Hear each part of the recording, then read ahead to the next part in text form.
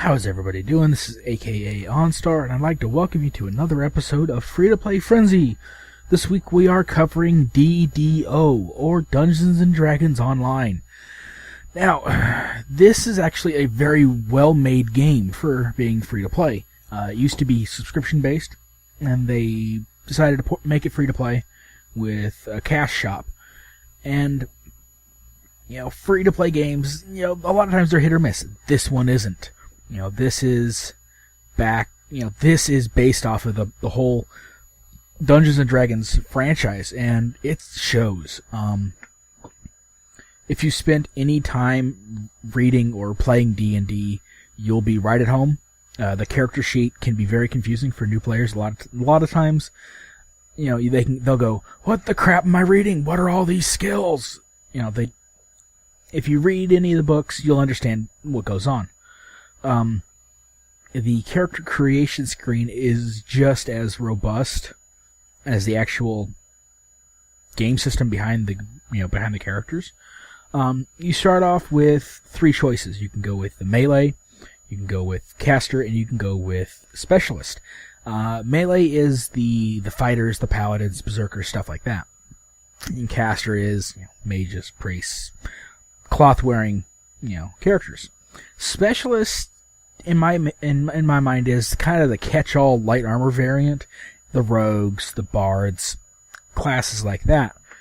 And you'll notice that you can get 3 of each tree or path, and then the 4th one is locked. You can get it through the store, or I think you can also unlock them through the favor points, which we'll cover later.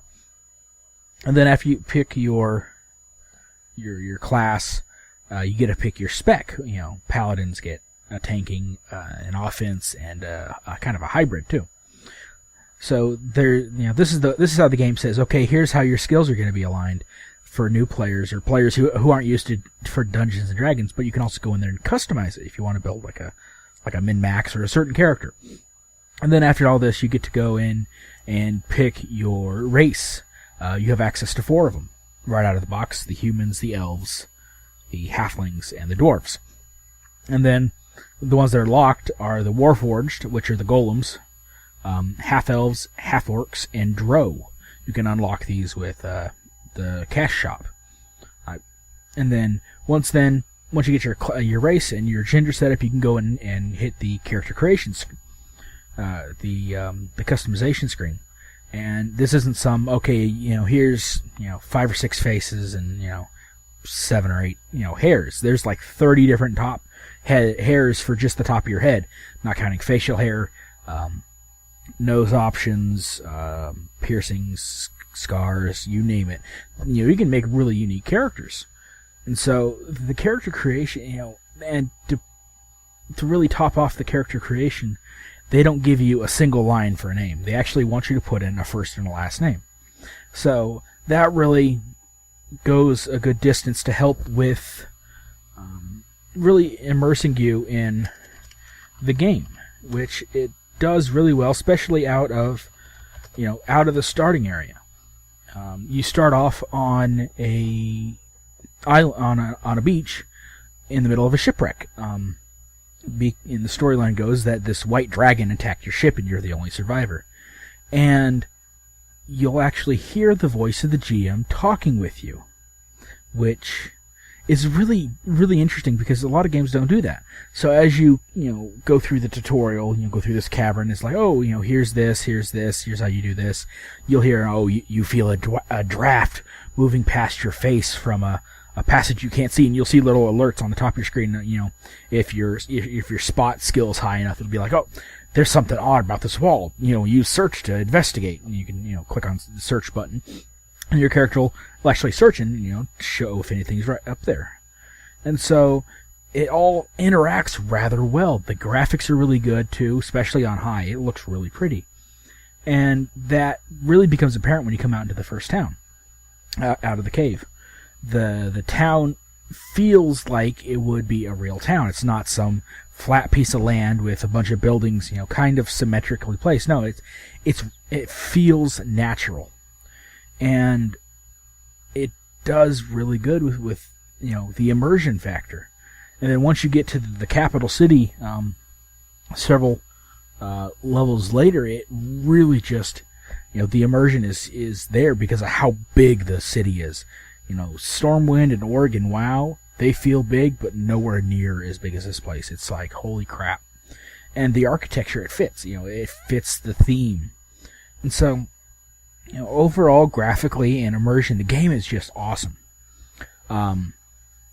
Sound is really well designed too.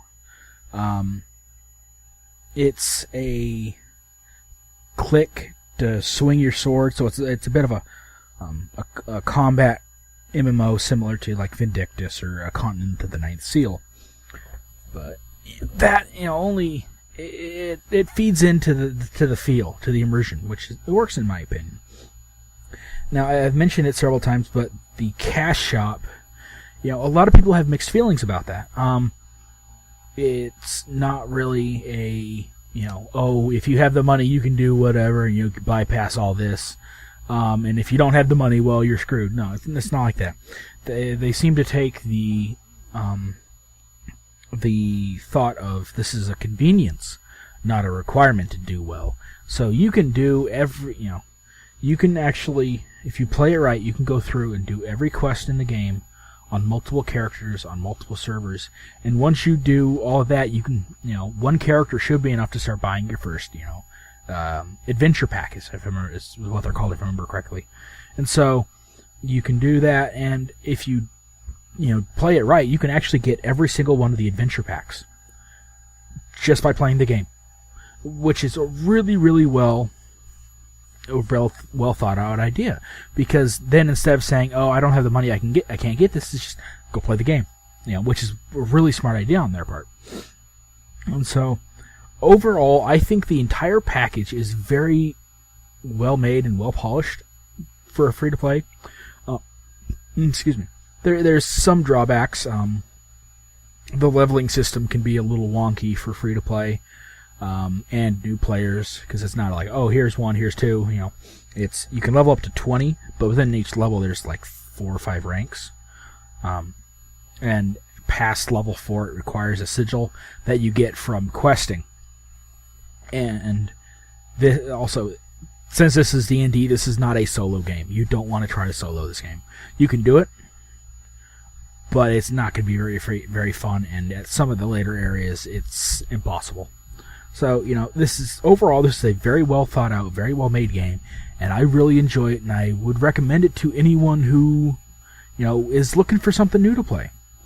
And so, even if you don't like D&D, try it out, because as a fantasy game in general, it's just really good. So, this has been AKA OnStar, and I hope you all had fun.